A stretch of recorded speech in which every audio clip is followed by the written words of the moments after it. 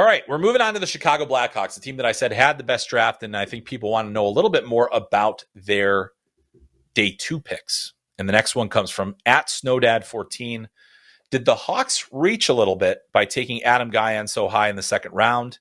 Do you think there was a better option available with pick number 35? So this is where things get interesting. I think the second round is one of the most fascinating of the draft because it is where you can really make some significant ground in your prospect pool. If you get the second round right, you get a little bit more leeway on the guys you took in the first round. If you have multiple second round picks, as Chicago did, you get a chance to take a few swings. Here's the reason that I don't think Gajan was a reach. The Blackhawks' next pick was 44th overall.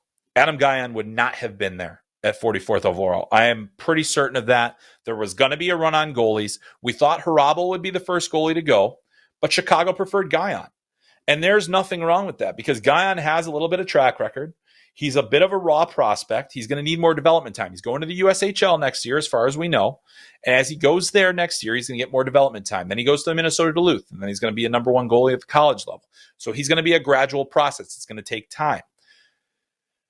Goalies are risky, but this was a year where I think goalies were going to go early and often, and we saw that. That is what happened. We saw guys like Carson Bjarnason, Trey Augustine, Hrabal, Gajan, Damian Clara. Those guys went off the board pretty quickly on day 2.